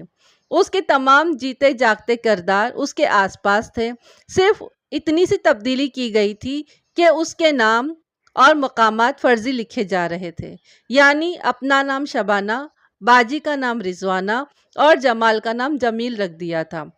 واقعات من و عن وہی تھے، لہٰذا کہانی کے نشوب و فراز بنتے چلے گئے۔ 2 راتیں جاگنے کے بعد کہانی مکمل ہو گئی۔ فرزانہ کی نظروں میں وہ کہانی شاہکار تھی، دوسروں کے لیے شاہکار نہ سہی پھر بھی قابل اشاعت ضرور تھی۔ اسے مزید قابل اشاعت بنانے کے لیے مدیرہ کے نام خط لکھنا ضروری تھا۔ خط لکھنا کہانی لکھنے سے زیادہ مشکل ہوتا ہے، اسی لیے ذہانت اور انسانی نفسیات کی سوجھ بوجھ ضروری ہوتی ہے، کیونکہ خط میں اپنی کہانی کی تعریف سے زیادہ مدیرہ کی مدح سرائی لازمی ہوتی ہے۔ اس نے لکھنا شروع کیا: محترمہ ساجدہ معراج صاحبہ۔ یہ معراج صاحبہ کھٹک رہا تھا، حالانکہ اس نے ساجدہ کے لیے صاحبہ لکھا تھا۔ پھر اس نے سوچا کہ ساجدہ صاحبہ لکھنے میں وہ اپنائیت نہیں ہے جو باجی لکھنے میں ہوتی ہے، لہٰذا اس نے اور گہری اپنائیت کے لیے لکھا: میری پیاری ساجدہ باجی، اللہ آپ اتنا خوبصورت رسالہ کیسے شائع کر لیتی ہیں؟ میں ہر ماہ بے چینی سے آپ کی پاکیزہ کا انتظار کرتے رہتی ہوں۔ اتنا لکھنے کے بعد اس نے سوچا کہ ساجدہ باجی سے زیادہ پاکیزہ کی تعریف ہو گئی ہے۔ اپنے سامنے کسی دوسرے کی تعریف گوارا نہیں کرتی ہے کوئی عورت، لہٰذا عورت کی تعریف ہونی چاہیے۔ باجی، آپ کا ناول پاکیزہ اتنا دلچسپ ہے کہ میں ہر رات سونے سے پہلے اسے پڑھتی ہوں، اگر نہ پڑھوں تو نیند نہیں آتی۔ سچ مچ بتائیے، اتنے اچھوتے خیالات آپ کو کہاں سے آتے ہیں؟ آپ کہاں سے لے کر آتی ہیں؟ کہیں الہام تو نہیں ہوتا؟ اس خط کے ساتھ میں ایک سچی کہانی بھی پیش کر رہی ہوں۔ اسے میں نے بڑی محنت سے لکھا ہے۔ یہ کہانی آپ کی فوری توجہ کی مستحق ہے۔ اس کے کردار شبانہ، رضوانہ اور جمیل آج بھی زندہ ہے۔ اگر یہ کہانی آئندہ ماہ شائع کر دی گئی تو ان کرداروں کا ایک بہت بڑا مسئلہ حل ہو جائے گا۔ خصوصاً شبانہ اور جمیل آپ کو تا حیات دعا دیتے رہیں گے۔ مجھے امید ہے آپ واپسی ڈاک سے اس خط کا جواب ضرور دیں گی۔ اس نے خط لکھ کر دوبارہ پڑھا تو اس نے صدق دل سے کسی کی تعریف نہیں کی تھی، صرف خوشامدیں ہی تھی۔ اس کی زندگی کے واقعات سچے تھے، اس کی لکھی ہوئی کہانی سچی تھی، لیکن اسے شائع کرنے کے لیے تعریفوں کا مولمہ چڑھایا گیا تھا۔ فرزانہ نے سنا تھا کہ جہاں صلاحیتوں سے کام نہیں چلتا وہاں خوشامدوں سے کام نکل جاتا ہے۔ کہانی کا شائع ہونا بہت ضروری تھا، اسی لیے وہ زندگی میں پہلی بار ایک غلط روش پر چل نکلی تھی۔ کہانی اور خط پوسٹ کرنے کے بعد وہ اس بے چینی سے انتظار کرنے لگی جیسے دوسرے ہی لمحے اس کی مرضی کے عین مطابق جواب آ جائے گا، مگر ایک ہفتہ گزرنے کے بعد بھی کوئی جواب نہیں آیا۔ جمال کو اس نے بتا دیا تھا کہ براہ راست اپنی باجی کو خط نہیں لکھ سکی، بالواسطہ ایک کہانی کی صورت میں حقیقت کو واضح کرنا چاہتی تھی۔ وہ کہانی انشاءاللہ پاکیزہ کے آئندہ شمارے میں شائع ہو جائے گی۔ آئندہ شمارہ کب اس کی باجی تک پہنچے گا یہ یقین سے نہیں کہا جا سکتا تھا، کیونکہ رسالہ کبھی وقت سے پہلے شائع ہو جاتا تھا اور کبھی کسی مجبوری کی بنا پر تاخیر سے ملتا تھا۔ ادھر جمال پریشان تھا۔ ہیڈ مسٹریس ڈھکے چھپے انداز میں اسے شادی کے مشورے دیا کرتی تھی۔ جمال بڑی خوبصورتی سے انہیں ٹال رہا تھا۔ فرحانہ کو اس طرف سے مایوسی نہیں تھی۔ پھر وہ کچھ فکرمند رہنے لگی، شاید اس لیے کہ جمال نے واضح طور پر کوئی فیصلہ نہیں سنایا تھا۔ فرزانہ روزانہ کالج سے واپس آ کر پوچھتی تھی کہ پاکیزہ کا تازہ شمارہ آیا یا نہیں آیا، یا کوئی خط آیا ہے یا نہیں آیا۔ جواب نہیں میں ملتا اور وہ روز جھنجھلا کر رہ جاتی۔ انہی دنوں اس نے اپنے والدین اور ماموں جان کو آپس میں سر جوڑ کر باتیں کرتے دیکھا۔ باتوں کے دوران اس نے ایک آدھ بار فرحانہ اور جمال کا نام بھی سنا تو کلیجہ دھک سے رہ گیا۔ یہ سمجھنے میں دیر نہ لگی کہ فرحانہ کے ہاتھ پیلے کرنے کی فکر کی جا رہی ہے، لیکن لڑکا کون ہے، جمال یا کوئی اور؟ وہ اپنے دل کو سمجھانے لگی، جب تک لڑکے والے رشتہ مانگنے نہ آئیں اس وقت تک شادی کی باتیں خواب ہوتی ہیں، لڑکی والے محض خیالی پلاؤ پکاتے ہیں۔ ایک روز کالج سے واپس آئی تو اس کی امی نے بتایا اس کے نام پر ایک خط آیا ہوا ہے۔ انہوں نے وہ خط اس کی میز پر رکھ دیا ہے۔ وہ تقریباً دوڑتی ہوئی اپنے کمرے میں آئی۔ میز پر کھلا ہوا لفافہ رکھا تھا۔ اس نے لفافے سے تہہ کیا ہوا کاغذ نکالا اور اسے کھول کر پڑھنے لگی۔ بہن فرزانہ بشارت، جس محنت اور سوجھ بوجھ سے آپ نے خط لکھا ہے، اگر اسی لگن سے کہانی لکھتی تو یقیناً اشاعت کے قابل ہوتی۔ یہ افسوس کا مقام ہے کہ نئی لکھنے والیاں اپنے قلم کا سارا زور تعریفی خطوط لکھنے میں صرف کرتی ہیں۔ یہ سچ ہے کہ ہر انسان اپنی تعریف سن کر خوش ہوتا ہے، ہم بھی خوش ہو جاتی ہیں، کیوں نہ ہو، ہم بھی تو محض اپنی محنتوں کا صلہ چاہتی ہیں۔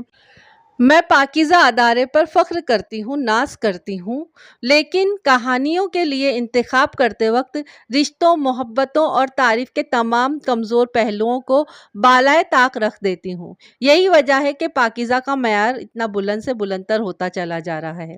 آپ کی کہانی میں بہت سی فنی کمزوریاں ہیں جنہیں گنوانے بیٹھوں گی تو اتنی دیر میں خود ایک کہانی لکھ ڈالوں گی۔ آپ کی جس بات نے مجھے یہ خط لکھنے پر مجبور کیا ہے وہ یہ ہے کہ آپ اس کہانی کے ذریعے کسی رضوانہ، شبانہ اور جمیل کے ایک اہم مسئلے کو حل کرنا چاہتی ہیں۔ بے شک پاکیزہ میں ایسی ہی کہانیاں شائع ہوتی ہیں جن سے بے شمار خواتین کی راہیں روشن ہوتی جاتی ہیں۔ چونکہ آپ کی کہانی فنی کمزوریوں کے باعث ناقابل اشاعت ہے، اسی لیے میں اپنے طور پر ان کرداروں کو مشورہ دیتی ہوں۔ آپ خلوص دل سے ان کے کام آنا چاہتی ہیں ہیں تو میری یہ تحریر ان تک پہنچا دیجیے۔ ہمارے ملک میں اکثر یہ دیکھا گیا ہے کہ ایک ہی گھر میں کئی بہنیں ہوتی ہیں اور ان کے رشتے کے لیے بڑی تلاش کے بعد ایک لڑکا ہاتھ آتا ہے۔ ایسی صورت میں ایک انار اور 100 بیمار والی الجھنیں پیدا ہو جاتی ہیں۔ انصاف اور اصول سے دیکھا جائے تو سب سے پہلے بڑی بہن کا رشتہ ہونا چاہیے، لیکن بعض حالات میں اس اصول کو بدلنا پڑتا ہے۔ رضوانہ جس اسکول میں پڑھاتی ہے، جمیل بھی وہاں پر ایک ٹیچر ہے، دونوں ایک دوسرے کو دیکھتے ہیں اور سمجھتے ہیں۔ جمیل کو اس سے ہمدردی ہے، مگر رضوانہ اس ہمدردی کو محبت سمجھ کر اپنے مستقبل کا ساتھی تصور کرنے لگی ہے۔ رضوانہ جیسی مظلوم ہستی واقعی ہمدرد کی مستحق ہے، لیکن بعد میں یہ راز کھلتا ہے کہ چھوٹی بہن شبانہ فون پر جس سے باتیں کیا کرتی تھی اور کالج کے گیٹ پر جس سے ملاقاتیں کیا کرتی تھی، وہ یہی جمیل ہے جس سے رضوانہ نے بہت سی امیدیں وابستہ کر رکھی ہیں۔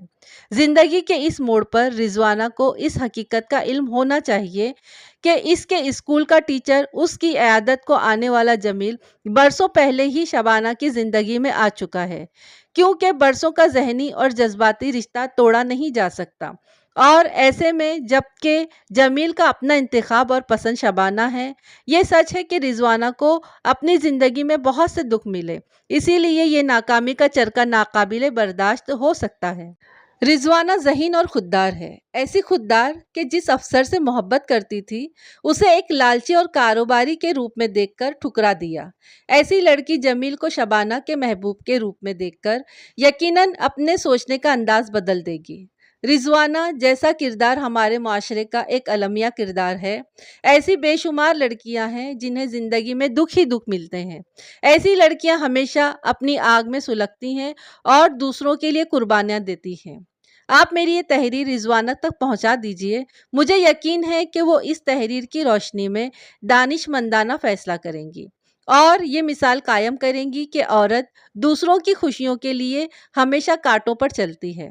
آپ جس مقصد کے لیے کہانی چھپوانا چاہتی تھی، وہ مقصد اس خط کے ذریعے بھی حاصل ہو سکتا ہے۔ میں پاکیزہ پڑھنے والی بہنوں کو کبھی مایوس نہیں کرتی، یہی کوشش کرتی ہوں کہ کسی نہ کسی طرح ان کے کام آتی رہوں، سو آپ کے کام آ رہی ہوں، فقط آپ کی بہن ساجدہ معراج۔ خط پڑھنے کے بعد فرزانہ کے دماغ میں جیسے دھواں سا بھر گیا۔ پہلے تو اس کی سمجھ میں کچھ نہیں آیا کہ اسے کیا کرنا چاہیے۔ یہ پڑھ کر دل کو ٹھیس پہنچی تھی کہ کالج کی میگزین میں شائع ہونے والی مصنفہ کو خوشامدہ تعریفوں سے بھرپور خط لکھنے کے باوجود پاکیزہ کے صفحات پر جگہ نہیں ملی تھی۔ ایسے وقت ہر لکھنے والی کو اپنی توہین کا احساس ہوتا ہے۔ اپنی تحریری خامیاں کسی کی سمجھ میں نہیں آتی، صرف رسالے کی مدیرہ مغرور نظر آتی ہے۔ فرزانہ بھی یہی سوچ رہی تھی کہ پاکیزہ کی مدیرہ خود کو دنیا کی قابل ترین مصنفہ سمجھتی ہیں اور دوسروں کی کہانیوں میں خواہ کمزوریاں تلاش کرتی ہیں۔ مشورے بھی دیتی ہیں، باجی کے سامنے خط ہی پیش کرنا ہوتا تو کیا میں طویل کہانی لکھنے کے بجائے ایک خط ہی نہ لکھ دیتی؟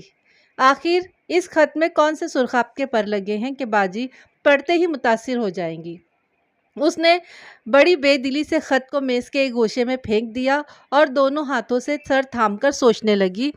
اسی وقت اسے اپنی امی کی آواز سنائی دی۔ وہ اپنے کمرے میں کسی سے چیخ چیخ کر باتیں کر رہی تھی۔ انداز ایسا ہی تھا جیسے وہ کسی سے جھگڑا کر رہی ہوں۔ فرزانہ اپنی جگہ سے اٹھ کر ان کے کمرے کی طرف جانے لگی۔ اس کی امی کہہ رہی تھی، فرحانہ، میں نے 1000 بار سمجھایا ہے کہ شادی بیاہ کے معاملے میں لڑکیوں کو نہیں بولنا چاہیے، مگر تم ہو کہ بے شرموں کی طرح بولتی ہی چلی جاتی ہو۔ فرزانہ کے قدم رک گئے۔ یہ بات فوراً ہی سمجھ میں آ گئی کہ اس کی باجی نے مدتوں کی خاموشی کو توڑ دیا ہے اور اب کھلم کھلا اپنی شادی کی بات چھیڑ رہی ہیں۔ فرزانہ اس کے کمرے میں جانے کے بجائے دوسری جانب کھڑکی کے پاس آ گئی اور چھپ کر ان کی باتیں سننے لگی۔ اس کے ابو کہہ رہے تھے، بیگم تم خواہ فرحانہ پر بگڑ رہی ہو، ہمیں اس کی باتوں پر سنجیدگی سے غور کرنا چاہیے۔ جمال بہت اچھا لڑکا ہے، ہم بھی اسے پسند کرتے ہیں، فرحانہ بھی اس کی حمایت کر رہی ہے، لیکن بات تو اسی وقت بنے گی جب جمال کے والدین یہاں رشتہ مانگنے آئیں گے۔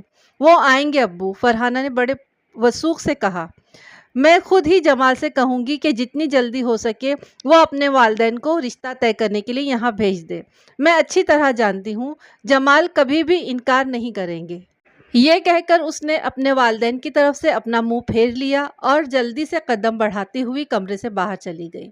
فرزانہ اپنی باجی کی باتیں سن کر جیسے سکتے میں آ گئی۔ وہ کبھی سوچ بھی نہیں سکتی تھی کہ اتنی جلدی بازی پلٹ جائے گی۔ وہ تدبیریں کرتی رہے گی اور باجی اپنا فیصلہ بھی سنا دیں گی۔ وہ تھکے تھکے قدموں سے اپنے کمرے کی طرف جانے لگی۔ وہ خاموش تھی مگر اس کا دل رو رہا تھا۔ اس کے والدین کے کانوں تک یہ بات پہنچ گئی تھی کہ باجی جمال سے منسوب ہونا چاہتی ہیں۔ لہٰذا اب باجی کی غلط فہمی دور کرنے کا مطلب یہی ہوتا کہ دونوں بہنیں اپنے والدین کے لیے مسئلہ بن جاتی۔ اب تو دل پر پتھر رکھ کر جمال کو سمجھانا تھا کہ تدبیر پر عمل کرنے سے پہلے ہی تقدیر نے اپنا فیصلہ سنا دیا ہے، لہٰذا اسے اپنا وعدہ پورا کرنا ہے اور وعدے کے مطابق یہاں آ کر باجی کا رشتہ مانگنا ہے۔ وہ سوچتے سوچتے اپنے کمرے سے آگے نکل گئی اور اپنی باجی کے دروازے پر آ گئی۔ اب تو یہی ہو رہا تھا، وہ ایک بات سوچتی تھی، دوسری بات ہو جاتی تھی، ایک جگہ جانا چاہتی تھی، دوسری جگہ پہنچ جاتی تھی۔ اس کی باجی پلنگ پر دوسری طرف منہ کیے بیٹھی تھی۔ فرزانہ آہستہ آہستہ چلتی ہوئی فرحانہ کے پیچھے آ کر کھڑی ہو گئی اور آہستگی سے بولی، باجی ایک روز میں نے کہا تھا نا، جب تک جمال صاحب اس دروازے پر آپ کا رشتہ مانگنے نہیں آئیں گے میں خوشی کا اظہار نہیں کروں گی۔ آج میں بہت خوش ہوں باجی کہ آپ انہیں اپنے رشتے کے لیے یہاں بلا رہی ہیں۔ میں آپ کو اسی وقت فرحانہ نے پلٹ کر دیکھا تو فرزانہ کی آواز رک گئی۔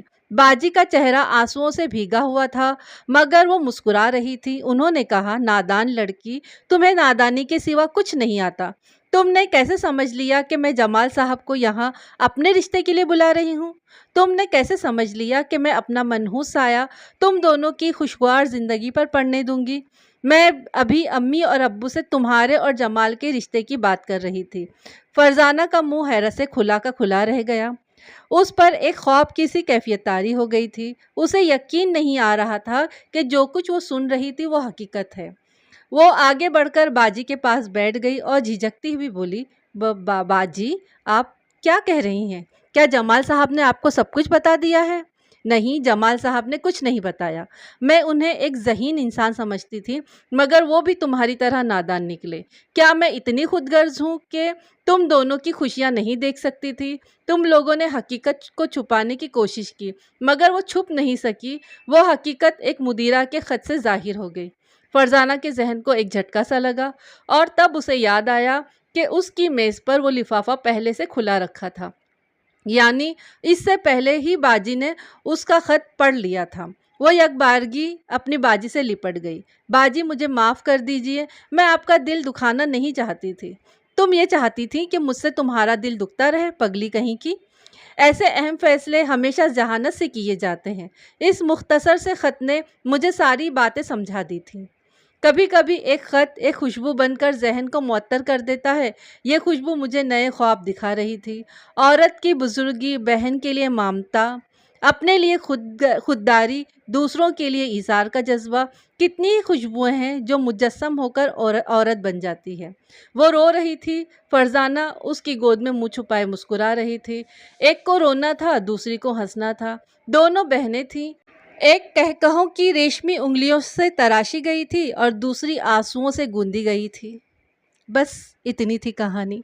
آپ لوگوں کو ضرور پسند آئے گی۔ آپ لوگ لائک کریے، کمنٹس کریے اور سبسکرائب کریے اور اپنا خوب خیال رکھیے، مجھے دعا میں یاد رکھیے اور ملتے ہیں پھر اگلی کہانی کے ساتھ میں۔ السلام علیکم، اللہ حافظ۔